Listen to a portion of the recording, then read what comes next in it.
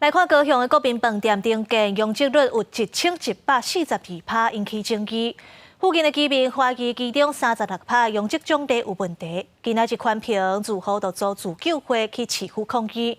自救会是批评国民饭店的结构评估，伫咧2档内是为安全无问题，转变做危险建筑是独立建商。不过，工务局表示，这建照佮有使用的执照要佮咧申请，会严格来把关。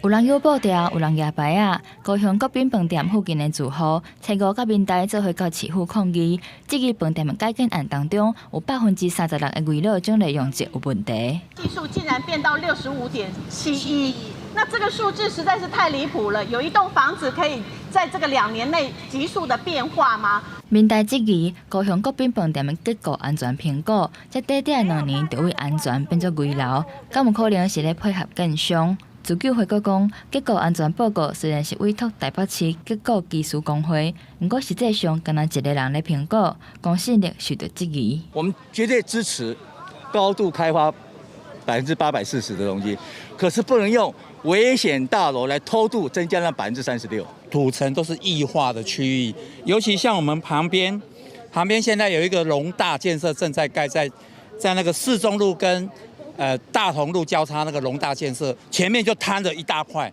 宽屏大会初五进行，自救会呼吁市府就要停止宽屏，重新做相关的评估。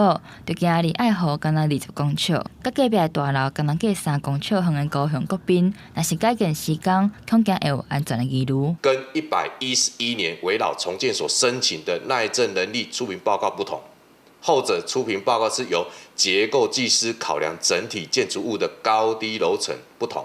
结构系统进行计算评估。市府表示，附近的2栋徛家大楼容积率拢比高雄国宾较悬，嘛强调建照甲使用执照拢还未完成申请的厅书，后续嘛严格监督，维护全体市民的权益。记者高雄报道。